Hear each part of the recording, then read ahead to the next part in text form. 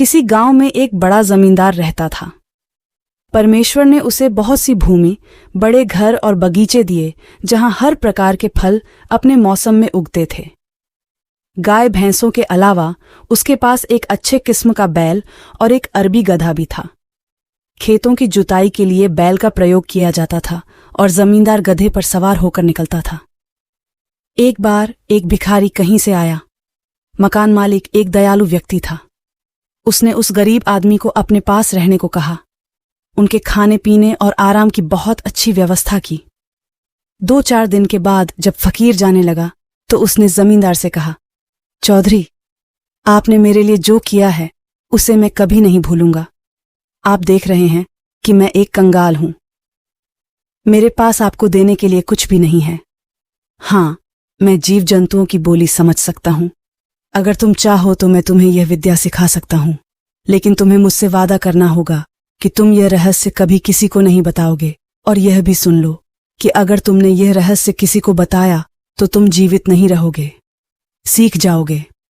चौधरी ने कहा, बाबा, मैं आपसे वादा करता हूं कि यह रहस्य कभी किसी को नहीं बताऊंगा और आपकी यह दयालुता जीवन भर याद रखूंगा। खैर, फकीर ने उसे जीव जंतुओं को समझने की प्रक्रिया सिखाई और चला गया। जमींदार के पास जो बैल था, बेचारा सुबह से रात तक हल में काम करता था। शाम को जब वह घर आता तो उसके खाने के लिए भूसा रखा जाता, लेकिन गधा हरी घास और चने खाता। बेचारा बैल यह सब देखता रहा और चुप रहा। ऐसे ही समय बीतता जा रहा था। एक दिन जब बैल खेत से लौटते समय गधे के पास से गुजरा तो गधे ने उसे लंगड़ाते हुए देखा और पूछा, भाई, आज तुम लंगड़ाकर क्यों चल रहे हो? बैल ने उत्तर दिया, गधे भाई, आज मुझे बहुत मेहनत करनी पड़ी। जब मैं थक गया तो नौकरों ने मेरी पीठ और टांगों पर डंडों से बहुत मारा। मेरे पैर में चोट लग गई है। खैर, अपनी किस्मत देखो।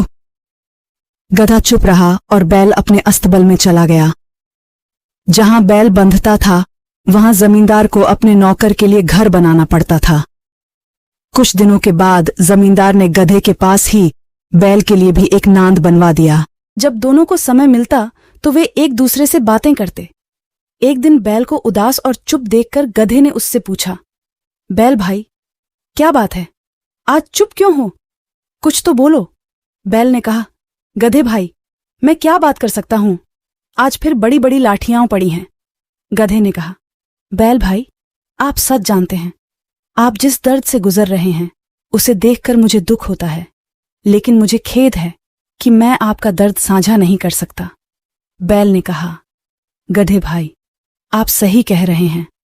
दर्द तो कोई किसी से बांट नहीं सकता, लेकिन कृपया मुझे कुछ सलाह दीजिए कि मैं इस मुसीबत से कैसे बचूं। अगर नहीं तो मुझे 2-4 दिन आराम करने दीजिए। गधे ने कहा, मुझे एक नुस्खा समझ में आया है। यदि आप इसका पालन करेंगे तो आप 5 या 7 दिनों के लिए बच जाएंगे। मुझे बताओ। बैल ने कहा, अच्छा, और पूछो। बताओ, नुस्खा क्या है? गधे ने कहा, ऐसा करो कि जब हल चलाने वाला तुम्हें हल चलाने के लिए ले जाए तो तुम अपनी आंखें बंद करके खड़े हो जाओ। यदि वह तुम्हें खींचता है तो तुम 2 कदम चलकर खड़े हो जाओ और अपनी गर्दन नीचे कर लो। फिर भी यदि वह आकर खेत में न ले जाए, काम न करे और जमीन पर बैठ जाए, चाहे तू मारे फिर भी न उठे, तू गिरेगा तो घर पहुंचाएगा, घर ले आएगा तो और आपके सामने चारा रख देगा तो खाना एक तरफ रह जाएगा, आपको उसकी गंध भी नहीं आएगी। अगर आप घास का एक दाना भी नहीं खाएंगे तो आपको ताकत कम जरूर लगेगी, लेकिन कुछ देर आराम भी मिलेगा दिन, क्योंकि कोई भी बीमार जानवर से कड़ी मेहनत नहीं लेता है। मैंने आपको यह नुस्खा बताया है। ये कार्य करना या न करना एक विकल्प है। संयोग से मकान मालिक, जो उस समय उनके पास से गुजर रहा था, ने उनकी बातें सुन ली और मुस्कुराते हुए गुजर गए। चारे भूसे का समय हो गया था। नौकर ने गधे के मुंह पर अनाज की एक थैली रख दी और बैल के सामने चारा भी रख दिया। बैल 2 मुंह वाला रह गया। अगले दिन हल चलाने वाला बैल लेने आया तो देखा कि बैल बीमार है, रात को कुछ खाया भी नहीं। नौकर दौड़कर मालिक के पास गया और बोला, मुझे नहीं पता कि उस रात बैल को क्या हुआ, न खाता है न पीता है, और आज मुझे पूरा खेत जोतना है, तो कहो बगीचे से दूसरा बैल ले आऊं। जमींदार ने हलवाहे से कहा, अच्छा बैल कहाँ है? दूसरा बैल लाने की क्या जरूरत है? गधा ले लो, इसे हल में डालो और काम पूरा करो। गधे पर मुसीबत आ गई। पहले तो वह सारा दिन खेत में खड़ा होकर घास खाता रहता था। अब जब वह सुबह से हल चलाने गया तो उसे समय ही नहीं मिला शाम तक सांस लेने के लिए। पूंछ भी मुड़ गई और लाठियां गिर गईं। सूर्यास्त के बाद जब गधा अपनी जगह पर लौटा तो बैल ने उसे बहुत बहुत धन्यवाद दिया और कहा, भाई, आपकी दया से आज मुझे ऐसा सिख मिला जैसा पूरे जीवन में कभी नहीं मिला। भगवान आपका भला करे। गधे ने कुछ नहीं कहा। वह सोच रहा था कि यदि 2-4 दिन तक यही स्थिति रही तो मेरे प्राण निकल जाएंगे। यह अच्छी बात है कि आप स्वयं मुसीबत में पड़ गए। अगले दिन हल चलाने वाला फिर गधे को ले गया और शाम तक हल में रखे रहा। जब गधा थक कर वापस आया तो बैल ने फिर उसे धन्यवाद दिया और खुशियां कहना चाहा। गधे ने कहा, मेरे प्रिय, इन बातों को रहने दो। आज मैंने मालिक के मुंह से ऐसी बुरी खबर सुनी है कि मैं रो रहा हूं। भगवान तुम्हारी रक्षा करें। बैल ने कान खड़े किए और पूछा, गधे भाई, मेरी बात सुनो। मेरा दिल धड़कने लगा। गधे ने कहा, मैं क्या सुनूं?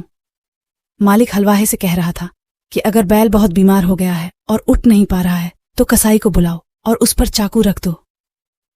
बैल के नाम से कांपने लगा।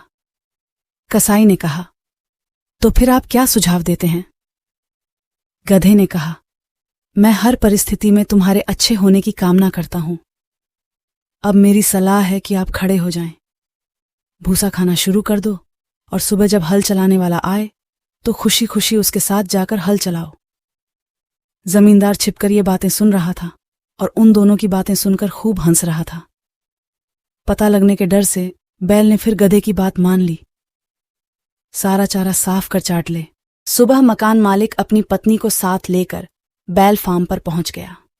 जब बैल ने अपने मालिक को देखा तो वह उछलने लगा। इतने में हल चलाने वाला भी आ गया। उन्होंने बैल को बिल्कुल स्वस्थ पाया। जब वह उसे खोलकर ले गया तो वह अपनी पूंछ इस प्रकार हिला रहा था कि मालिक अनियंत्रित रूप से हंसने लगा। पत्नी ने पूछा, आप क्यों हंसे? हंसना ठीक है, मकान मालिक ने उत्तर दिया। एक ऐसी रहस्यमयी बात है जो मैंने सुनी और देखी जिसे सुनकर मुझे हंसी आ गई। पत्नी ने कहा, वह भी बताओ। मकान मालिक ने कहा, यह बताने की बात नहीं है, अगर बताऊंगा तो मर जाऊंगा। पत्नी ने कहा, तुम झूठ बोल रहे हो, तुम मुझ पर हंसे थे। मकान मालिक ने बहुत समझाया कि सौभाग्य, मैं तुम पर क्यों हंसूं, तुम तो भ्रमित हो। मरने से नहीं डरता तो बता देता, लेकिन वह कब मानने वाली थी? तुम मरना चाहोगी या जीना, मैं पूछती रहूंगी।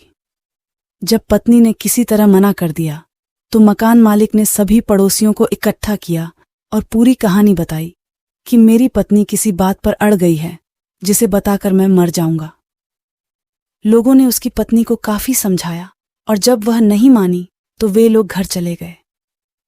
जमींदार लाचार होकर राज खोलने से पहले 2 निफल पड़ने के लिए वुजू करने चला गया। जमींदार के पास 1 मुर्गी और 50 मुर्गियां और एक कुत्ता भी था। मकान मालिक ने जाते जाते सुना कि कुत्ता मुर्गी पर बहुत गुस्सा हो रहा है कि वह बदकिस्मत है, तो फिर वह मुर्गियां लेकर कहां भाग जाता है? हमारे स्वामी के प्राण निकलने वाले हैं। मुर्गे ने पूछा, क्यों भाई, ये कैसी विपत्ति आ पड़ी है जो अचानक मरने को तैयार हो गया है? कुत्ते ने सारी कहानी मुर्गे को बता दी। जब मुर्गे ने यह कहानी सुनी तो वह बहुत हंसा और बोला, हमारा मालिक भी एक अजीब और मूर्ख आदमी है। उसने अपनी पत्नी को भी मरने के लिए मजबूर किया और उसकी उपेक्षा नहीं की। मेरी तरफ देखो, किसी भी मुर्गे को पालना संभव है, इसका सिर मेरे सामने है। मालिक घर में लगे शहतूत के पेड़ की 2-4 सीधी शाखाएं क्यों नहीं तोड़ देता और उस जिद्दी को तहखाने में ले जाकर इतना पीटो कि वह पछताए और फिर कभी ऐसा काम न करे। ये सुनकर जमींदार ने शहतूत की टहनियां तोड़ दी और उन्हें तहखाने में छिपा दिया। पत्नी ने कहा, अब स्नान करो और मुझे बताओ, इसलिए वहां जाकर मरने का कोई दूसरा रास्ता नहीं है। पत्नी ने कहा, अच्छा। और आगे तहखाने में चला गया। मकान मालिक ने दरवाज़ा बंद कर दिया और अपनी पत्नी को इतना पीटा कि उसने हाथ जोड़कर कहा, मुझे पश्चाताप है और मैं फिर कभी ऐसी जिद नहीं करूंगा। इसके बाद दोनों बाहर आ गए। परिवार और जो रिश्तेदार चिंतित थे वे खुश हो गए और पति पत्नी हमेशा खुशी से रहने लगे।